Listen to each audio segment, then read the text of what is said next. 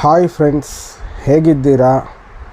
ದೇವರ ಪರಿಶುದ್ಧ ನಾಮಕ್ಕೆ ಸ್ತೋತ್ರವಾಗಲಿ. ಈ ದಿನ ನಾವು ದೇವರ ಸಂದೇಶವಾಗಿ ನೋಡೋಣ. ನೋಡಿ, ಆದಿಕಾಂಡ 1ನೇ ಅಧ್ಯಾಯ 29ನೇ ವಾಕ್ಯ. ದೇವರು ಇಗೋ, ಸಮಸ್ತ ಭೂಮಿಯ ಮೇಲೆ ಬೀಜವುಳ್ಳ ಎಲ್ಲ ಪೈರುಗಳನ್ನು, ಬೀಜವುಳ್ಳ ಎಲ್ಲ ಹಣ್ಣಿನ ಮರಗಳನ್ನು ನಿಮಗೆ ಆಹಾರವಾಗಿ ಕೊಟ್ಟಿದ್ದೇನೆ. ನೋಡಿ, ದೇವರು ಮೊದಲು ತನ್ನ ಸೃಷ್ಟಿಯ ಕಾರ್ಯದಲ್ಲಿಯೇ ಜನರಿಗೆ ತಿನ್ನಲು ಏನೇನು ಆಹಾರ ಬೇಕೋ, ಅವರು ಯಾವ ರೀತಿಯ ಆಹಾರವನ್ನು ಸೇವಿಸಬೇಕೆಂಬುದಾಗಿ ಆತನು ಮೊದಲೇ ಪ್ಲ್ಯಾನ್ ಮಾಡಿ ಮನುಷ್ಯರಿಗೆ ತನ್ನ ಒಂದು ಸಿದ್ಧತೆಯನ್ನು ತಿಳಿಸಿದ್ದಾರೆ. ಆದರೆ ನೋಡಿ, ಈ ದಿನಗಳಲ್ಲಿ ನಾವು ನೋಡುವಂಥ ಸಂದರ್ಭದಲ್ಲಿ ಅನೇಕ ವ್ಯಕ್ತಿಗಳು ಕೆಲವು ಆಹಾರವನ್ನು ಸೇವಿಸುವುದಿಲ್ಲ. ಕೆಲವು ದಿನಗಳು ವ್ರತ ಇರ್ತಾರೆ, ಉಪವಾಸ ಇರ್ತಾರೆ. ಯಾಕೆ ಎಂದು ಕೇಳುವಾಗ, ಈ ಆಹಾರವು ನಮ್ಮ ದೇವರಿಗೆ ಇಷ್ಟ ಇಲ್ಲ, ನಾನು ತಿನ್ನಲ್ಲ ಎಂಬುದಾಗಿ ಅನೇಕ ವ್ಯಕ್ತಿಗಳು ಈ ರೀತಿಯಾಗಿ ಬಗೆಯ ಕಾರಣಗಳನ್ನು ಅವರು ಕೊಡ್ತಾರೆ. ಆದರೆ ನೋಡಿ, ದೇವರು ತನ್ನ ಸೃಷ್ಟಿಯಲ್ಲೇ ಆ ರೀತಿಯಾಗಿ ಮಾಡಿಲ್ಲ. ಈ ಭೂಮಿಯಲ್ಲಿರುವ ಎಲ್ಲ ರೀತಿಯ ಕಾಯಿಗಳನ್ನು, ಹಣ್ಣುಗಳನ್ನು, ಬೀಜವುಳ್ಳ ಎಲ್ಲ ಪೈರುಗಳನ್ನು ಎಲ್ಲವನ್ನು ಮನುಷ್ಯರಿಗೆ ತಿನ್ನಲು ಆಹಾರವಾಗಿ ದೇವರು ಕೊಟ್ಟಿದ್ದಾರೆ. ಹಾಗೆ ನಾವು ನೋಡುವಾಗ ಆದಿಕಾಂಡ 9ನೇ ಅಧ್ಯಾಯ 3ನೇ ವಾಕ್ಯದಲ್ಲಿ, ಭೂಮಿಯ ಮೇಲೆ ತಿರುಗುವ ಎಲ್ಲ ಜೀವ ಜಂತುಗಳು ನಿಮಗೆ ಆಹಾರವಾಗಿರುವವಂದನು. ನೋಡಿ, ಭೂಮಿಯ ಮೇಲೆ ಇರುವ ಎಲ್ಲ ಜೀವ ಜಂತುಗಳು ಅಂದರೆ ಎಲ್ಲ ರೀತಿಯ ಪ್ರಾಣಿಗಳು ನಿಮಗೆ ಆಹಾರವಾಗಿ ಕೊಟ್ಟಿದ್ದೇನೆ ಎಂಬುದಾಗಿ ದೇವರು ಹೇಳ್ತಾ ಇದ್ದಾರೆ. ಅನೇಕ ವ್ಯಕ್ತಿಗಳು ಈ ದಿನದಲ್ಲಿ ನೋಡುವಂಥ ಸಂದರ್ಭದಲ್ಲಿ, ನಾವು ವೆಜಿಟೇರಿಯನ್, ನಾವು ನಾನ್ ವೆಜಿಟೇರಿಯನ್, ನಾವು ಎಲ್ಲವನ್ನು ತಿನ್ನುವವರು, ನಾವು ಕೆಲವು ಪದಾರ್ಥಗಳನ್ನು ತಿನ್ನುವುದಿಲ್ಲ ಎಂಬುದಾಗಿ ಹೇಳ್ತಾರೆ. ಆದರೆ ನೋಡಿ, ದೇವರು ಎಲ್ಲವನ್ನು ಮನುಷ್ಯರಿಗೆ ತಿನ್ನಲು ಆಹಾರವಾಗಿ ಕೊಟ್ಟಿದ್ದಾರೆ. ಅದು ನಮ್ಮ ಇಷ್ಟ. ನಾವು ಬೇಕಾದರೆ ತಿನ್ಬೋದು, ಇಲ್ಲ ಅಂದರೆ ತಿನ್ನದೇ ಇರಬಹುದು.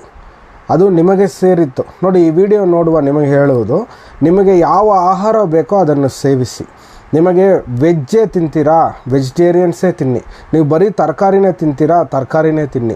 ನೀವು ಬರೀ ಹಣ್ಣುಗಳನ್ನೇ ತಿನ್ನುತ್ತೀರಾ, ಅದು ನಿಮ್ಮ ಇಷ್ಟ, ನೀವು ಬರೀ ಹಣ್ಣುಗಳನ್ನೇ ತಿನ್ನಿ. ಇಲ್ಲ, ನೀವು ನಾನ್ ವೆಜಿಟೇರಿಯನಾ, ನೀವು ನಾನ್ ವೆಜ್ ತಿಂತೀರಾ, ತಿನ್ನಿ. ಆದರೆ ನೋಡಿ, ಯಾರು ತಿನ್ನುವವರನ್ನು ಹೀಯಾಳಿಸುವ ಒಂದು ಅವಶ್ಯಕತೆ ಇಲ್ಲ. ಯಾಕೆ ಎಂದು ನೋಡುವಾಗ, ದೇವರು ನೋಡಿ ಎಲ್ಲರನ್ನೂ ಒಂದೇ ರೀತಿಯಾಗಿ ಸೃಷ್ಟಿ ಮಾಡಿದ್ದಾರೆ.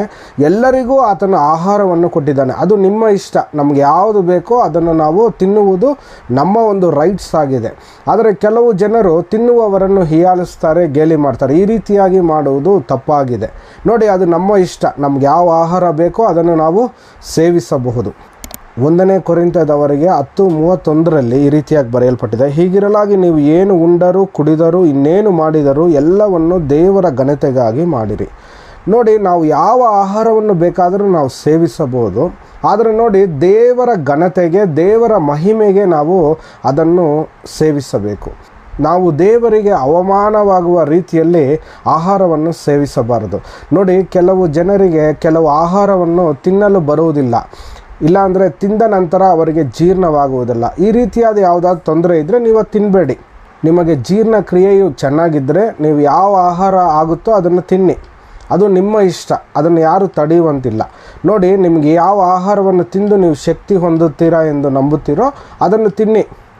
ನಿಮಗೆ ಯಾವುದು ಇಷ್ಟವಾಗುತ್ತೋ ಅದನ್ನು ತಿನ್ನಿ. ನೀವು ಯಾವುದು ನೋಡಲು ಚೆನ್ನಾಗಿದೆ ಆಹಾರ ಅದು ಸೇವಿಸಿ, ಅದು ತಪ್ಪಿಲ್ಲ. ಆದರೆ ನೋಡಿ, ಎಲ್ಲವನ್ನು ನಾವು ದೇವರ ಮಹಿಮೆಗಾಗಿ ಮಾಡಬೇಕು. ನಾವು ಕೆಲವು ಆಹಾರವನ್ನು ತಿಂದು ನಮಗೆ ಜೀರ್ಣವಾಗದೆ ನಮಗೆ ಅನಾರೋಗ್ಯ ಸಮಸ್ಯೆ ಇದ್ದರೆ ನೀವು ದಯಮಾಡಿ ಸ್ಟಾಪ್. ನೋಡಿ, ಕೆಲವರಿಗೆ ಚಿಕನ್ ತಿಂದರೆ ಆಗುವುದಿಲ್ಲ, ಕೆಲವರಿಗೆ ಕೆಲವು ಹಣ್ಣುಗಳನ್ನು ತಿಂದರೆ ಆಗುವುದಿಲ್ಲ. ನೋಡಿ, ಇನ್ನೂ ಕೆಲವರಿಗೆ ಏನಾದರೂ ಅನಾರೋಗ್ಯ ಸಮಸ್ಯೆಯಿಂದ ಕೆಲವು ತರಕಾರಿಗಳನ್ನು, ಹಣ್ಣುಗಳನ್ನು ತಿನ್ನಬಾರದು. ತಿಂದರೆ ಅವರ ಆರೋಗ್ಯದಲ್ಲಿ ಇನ್ನೂ ಹೆಚ್ಚಾದ ಸಮಸ್ಯೆ ಆಗುತ್ತೆ. ಈ ರೀತಿಯ ಸಮಸ್ಯೆ ಇರುವವರು ದಯಮಾಡಿ ತಿನ್ನಬೇಡಿ. ಯಾಕೆಂದರೆ ನಿಮ್ಮ ಆರೋಗ್ಯವು ಹದ ಕೆಟ್ಟು ಹೋಗುತ್ತೆ, ಇನ್ನೂ ಅದು ಕೆಟ್ಟ ಪರಿಣಾಮಕ್ಕೆ ನಿಮ್ಮನ್ನು ತೆಗೆದುಕೊಂಡು ಹೋಗುತ್ತೆ. ಆದ್ದರಿಂದ ದಯಮಾಡಿ ನೀವು ಆ ರೀತಿಯಾದ ಆಹಾರವನ್ನು ನೀವು ಸೇವಿಸಬೇಡಿ.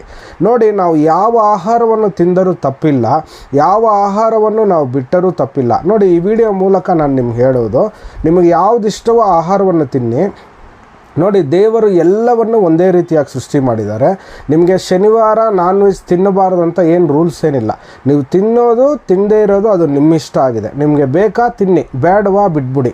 ಆದರೆ ಅನೇಕ ವ್ಯಕ್ತಿಗಳು ಶನಿವಾರ ತಿನ್ನಲ್ಲ, ಸೋಮವಾರ ತಿನ್ನಲ್ಲ, ಈ ರೀತಿಯಾಗಿ ಹೇಳ್ತಾರೆ.